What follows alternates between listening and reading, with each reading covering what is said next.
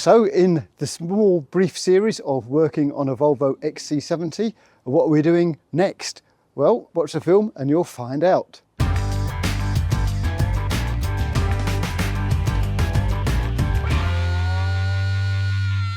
Well, hello and welcome to another episode of Wolfie's Wheels. Today we're continuing doing the little jobs on the Volvo XC70, belonging to my friend Jason, who you can just see down there in the red. He may have waved, I can't really tell, it's a very small monitor that I'm looking at the moment. Anyway, if you watched the previous episode, you'd have seen that we changed the coil packs, which were starting to fail, for some high performance coil packs, which Jason managed to procure actually in the States and had them personally imported because they're better than the standard stuff that you can just buy over the counter in the UK. And today's little job is we're just going to change the fog lamps bulb, as I say bulbs grow, lamps glow, so they're actually technically the lamps that we're changing.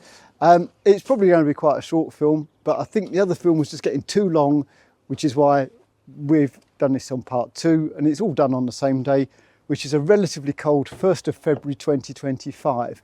And in fact, I can't feel my hands at the moment, so I'll try and be in a good mood, but I guarantee nothing. So we're going to be changing the fog lamp in there, and we'll be changing them for these super yellow H8s, which are high intensity. Now, Jason, why are you changing them? Because they haven't actually blown, have they? No, the units inside the vehicle is working just fine at the moment. It's two reasons. Aesthetics, I do prefer yellow fog lights. Which are legal, I guess. Yeah, which are legal, yeah. Not to be used as running lights, etc., but, you know, people aren't pulled over anyway. The intensity of the yellow, because of the spectrum, and again, I think we mentioned prior, this is 2300 kelvins. It penetrates further in bad weather conditions, say extreme rain or foggy conditions. Right. As a photographer, if the weather is exceptionally bad, I'm in the vehicle and I'm off. So I do need to make sure it's set up for that. Same as I've got Viking contact, Scandinavian tyres on this vehicle, etc. as well. Lunex, you may not have heard of. They're a company that makes lamps, not bulbs, for the automotive industry, and they are a company based in the UK, which is one reason I do like to try and use British stuff when possible. Hooray and hurrah! Okay, so we need to prise off this unit here, I think, to access the actual lamp itself. Is that right? Yeah. There's I've seen a few people go about it a long way, where they go underneath, they pull off all the base of the bumper, they turn the wheels to one side to access the unit from the back. It works, but absolutely pointless, because this is just a pushed unit that sits inside. We can clip this out, we'll access the torque fitting, and then we should just be able to pull the lamps through the front. Excellent. Now you'll notice Jason in his hand here has got the screwdriver and the thing. We've got all of these nice variety of trim removal tools. Naturally, none of them bloody fit. So a screwdriver it is. So I guess if you've got enough trim removal tools, which I don't have, you can do that. But of course you just have to be extra careful using a screwdriver because it can damage the plastic. So there you go, that's the first bit off. So the inside here you can see again, just push fits, nothing particularly fancy about that. Any accident, these just basically just fly down the road, so they're all designed to come out quite easily. The unit itself is fixed in. We've got one hex fixing here. It's Torx, is it? Yeah, Torx fitting, sorry, here. I was looking at this one here. I was trying to work out what this was from this angle.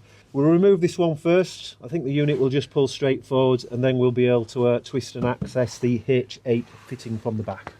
Marvellous. To use a T25 Torx, which goes in there. Now just down below it is an Allen key. Is that an Allen thing?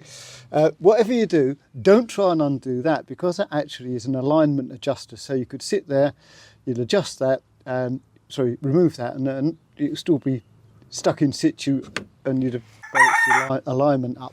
And we can show that once the light comes out. We can show that. We can show you that bit in a minute. So if you'd like to proceed, Jason, and take the Oh, Torque settings. ever so professional. There you go. You can of course do this by a hand thing, you don't need a special drill. There you go, it comes straight out and there's your adjuster there. So as I say, don't undo that one by accident. So there, I guess it's a matter of just unclipping it at the back, is it then? Yeah, simple twist. So if you was looking at the back, that's going to be That way round. Anti-clockwise. counterclockwise if you're American. Simple unit fittings. Yep. So we'll take this out. There's going to be a clip in there. Where is it? Just there, I think. Yeah. So just need to poke that in, I guess, with a Yeah. Well, actually, we'll look at the other one and we'll see where the connectors are. Yeah. So Careful not to touch the glass. Yeah, we can see that there's a little connectors.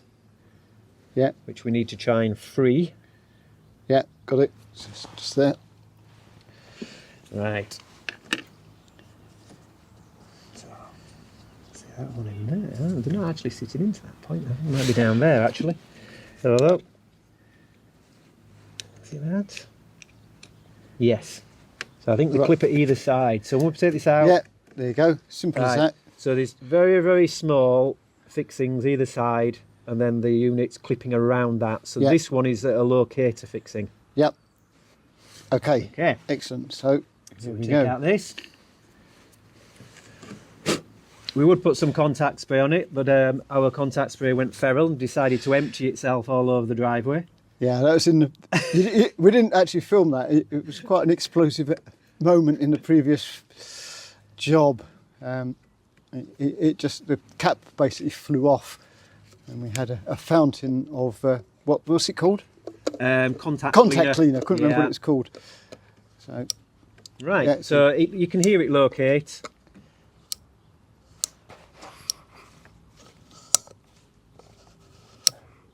Yep. That's useful. The DPD man has just arrived, so I'll just go and deal with that in a second. So you just simply put the Torx back in. There we go. And as we haven't touched the alignment, it should all be good. Clip, clip, clip, clippity clip. There you go, and it's done. Stop. So there you go. It's as simple as that. We'll have a look at them in a minute just to see what they look like when they're illuminated. Jason's just cracking on with the other one at the moment, and we don't really need to film that because it's exactly the same as the first one. So one thing we didn't mention on the previous one are these two locating pins which go into just in there. Yeah, so there's one there and one a bit further up which you can't really see, but basically these two pins go into those two slots, and as you can see it just kind of fits, wriggles back in. But it's firm But from it this angle. means You can't pull it this way then because they're located in, because it is only on one fixing. So now we have a tri-fixings, two temporary and, should we say, one fixed. Yeah, super. But it was just worth mentioning that. So having changed the bulbs, what do the fog lights look like? I say the bulbs, the lamps, I'm going to get in trouble for that one. Go for it, Jason. Put the fog lights on. Wowza. How's about that? That's the one there. And there's one there. So we have two working fog lights with a yellow tint. So I hope you enjoyed that very brief film on how to change the fog lamps for better ones on the XC70. If you did enjoy it, please feel free to share it, give it a thumbs up, tell your mates. You may even want to subscribe to the channel, you never know what you might find. And that's it for this film, and I look forward to seeing you in a future episode of Our Wolf is Wheels. Bye.